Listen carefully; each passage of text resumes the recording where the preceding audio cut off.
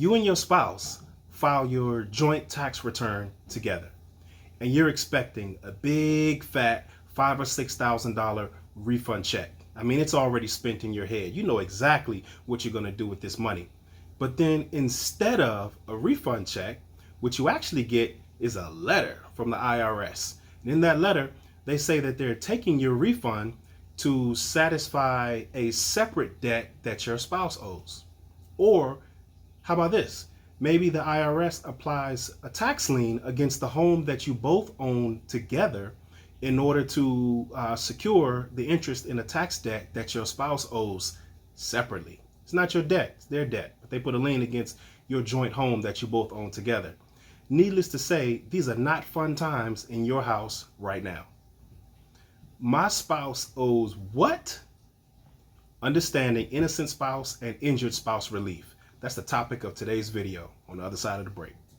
1-877-LEVY-KING, Levy, Levy King, 1-877-LEVY-KING, LevyKing.com. What's up, you guys? Corey Hankerson here from Legacy Tax and Financial Planning, and they call me the Levy King because I've literally helped thousands of clients with unfiled returns, back taxes, IRS liens, and that's right, levies, wage levies, bank levies, you name it, I've seen it. And I want to see if we can help you too. Give us a call, 1-877-LEVY-KING. Jump on the website, LevyKing.com. That's 1-877-LEVY-KING, or the website is LevyKing.com, and we'll see if we can be able to help you with those tax problems as well. I'm also the author of End the Tax Nightmare, Insider Secrets to Beat the IRS and Reduce Your Tax Debt. And I want to give you a free copy of my book. Go to endthetaxnightmare.com and you can download a free copy of the book absolutely free. You don't even have to pay for shipping. All you got to do is pop in your information and you can download a copy of the book. Now, inside, you're going to learn how to beat an IRS lien or a levy, how to set up the payment plan that you want and not necessarily the one that they want, and also how you can go about potentially settling your tax debt for less than you actually owe. All you got to do is jump over to www.endthetaxnightmare.com, pop in your information, and you can download a copy of the book for free. All right, guys, last thing here is if you haven't already done so, I want you to please go ahead and subscribe to our channel, smash that like button and hit that notification bell so that way you'll know each and every time we drop a new video here on the channel. All right, so let's jump into today's content. So marrying somebody really means combining your life with that person's life in many different ways, right? You're going to be often combining two separate households. You're going to combine yourselves financially, and you're going to combine financial histories, right? His family becomes your family. His Uncle Sam becomes your Uncle Sam. And oftentimes, Uncle Sam can bring you wedding gifts that you may not necessarily want.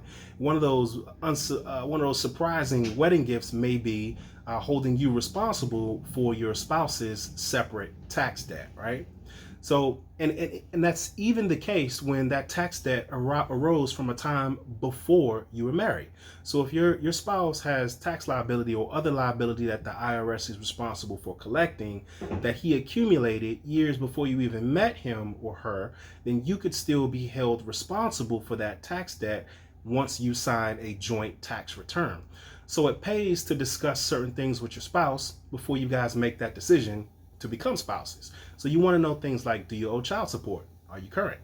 Do you owe student loans? Are you current on those loans?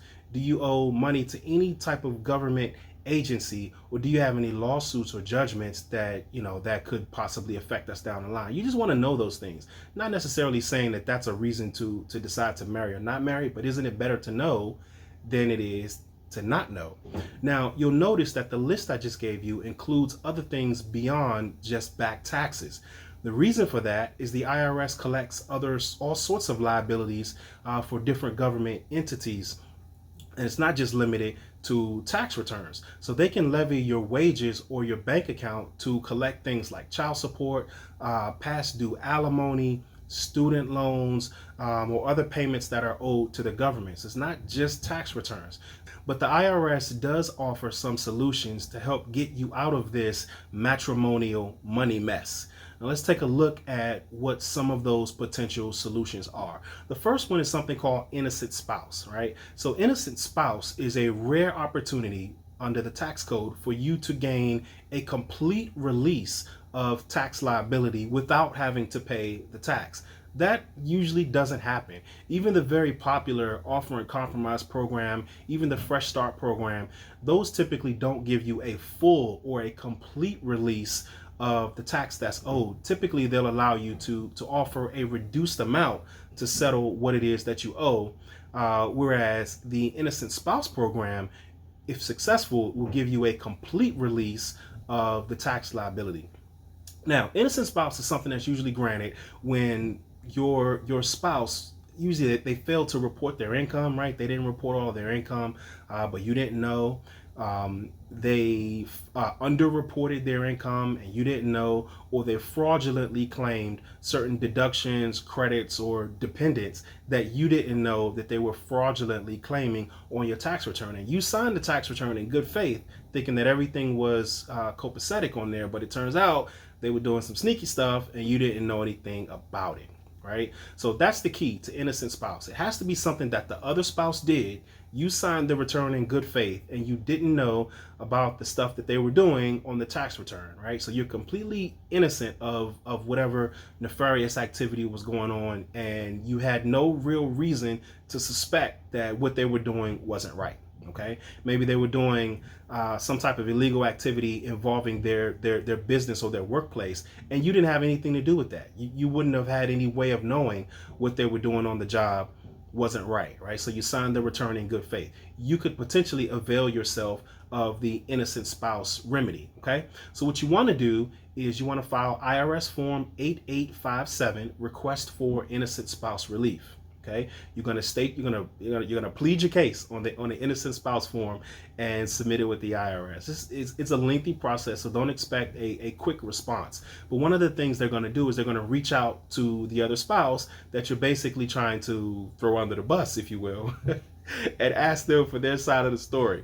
Okay, so the other spouse is going to explain, how it is that they got into this situation.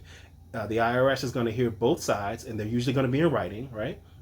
But if your argument prevails, then you'll be completely absolved from the tax liability, and you'll only be required to pay the portion that is attributed to your actions, to your income, to your activity, right? And your spouse will be required to pay the portion that is attributed to the shady stuff he did on the tax return.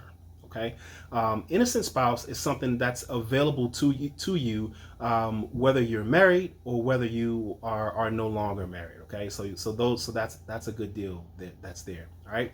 So the next one is injured spouse. Okay, so injured spouse is a little bit different. Injured spouse is a claim where you're claiming that the IRS took money to satisfy a liability that wasn't yours and wasn't the result of you signing a joint tax return. Let me give you an example.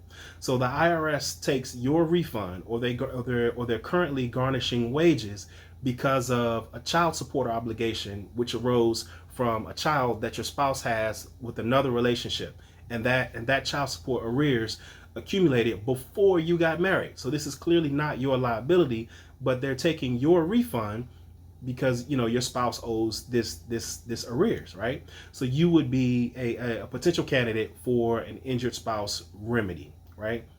Or perhaps they're taking your refund because your spouse has a default on a student loan debt, right? So that student loan default is causing the IRS to come after you in collections. They're actually collecting on behalf of the Department of Education, not directly as a result of a tax liability, but still, this could be a situation where you avail yourself of the injured spouse remedy. Okay, so that's different. It's not the result of tax debt from a joint filed tax return. Injured spouse is the result of a tax liability that belongs entirely only to the other spouse, and it's not yours, right? So it's sort of like an equitable claim. You're basically saying it's not fair that you should take my money, IRS, to satisfy my spouse's remedy that had nothing to do with me and typically arose before we were married. All right. So to avail yourself of injured spouse, you want to file IRS form 8379, injured spouse allocation. And the IRS is then going to look into the account and separate your liability from that which is attributed to that should be attributed to your spouse. They're going to separate the liability. You'll be responsible for yours, they'll be responsible for theirs. The injured spouse remedy does impose a little bit more of a stringent time deadline that you should also be aware of, right? So you'll want to file an injured spouse claim as soon as you know that the IRS intends to offset your refund or come after your wages in order to satisfy a liability that your spouse owes. As soon as they send you a letter saying that that's what they're going to do, you want to take action and file your request for the injured spouse remedy.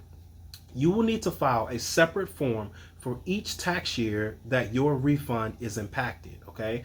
And you only have 3 years from the due date of the original return to go ahead and file the request, or 2 years from the date that the action was taken.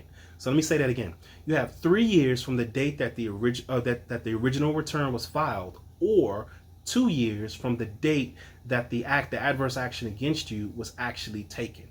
Okay, so there it is. You got two particular avenues of dealing with spousal debt at the IRS level.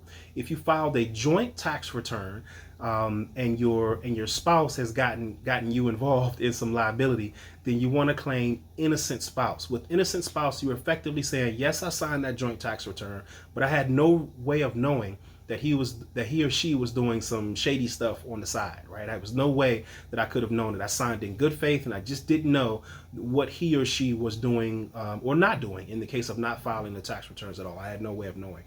With injured spouse, on the other hand, it's not resulting from you signing a joint tax return, but rather it's the result of your spouse having some outside debt that has nothing to do with you. Think about a child support obligation from another relationship, or student loans from years ago, long before you two even met. In those instances, you're basically saying that it's not fair, IRS, for you to be coming after me to satisfy a debt that my spouse owed when I had nothing to do with that. It has nothing to do with who signed the tax return with injured spouse. Okay, so there it is, guys. If you owe back taxes to the IRS or to any state, I want you to know that there are special programs out there designed to help you get a IRS fresh start. But the deal is that each particular taxpayer and each particular situation is different. So how do you know if you qualify? How do you know which of the many remedies are or is the best one for you? Well, lucky for you that I've created a website to help you figure out what your eligibility is.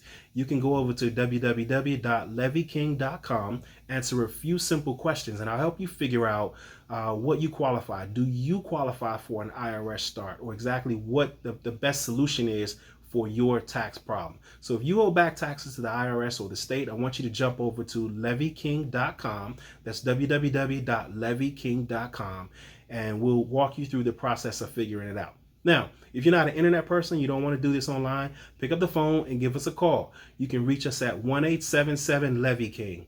Again, that's 1-877-LEVY-KING, LEVYKING, and we'll be glad to walk you through determining whether or not you qualify for an IRS fresh start. All right, guys, that's it for this week. Talk to you later.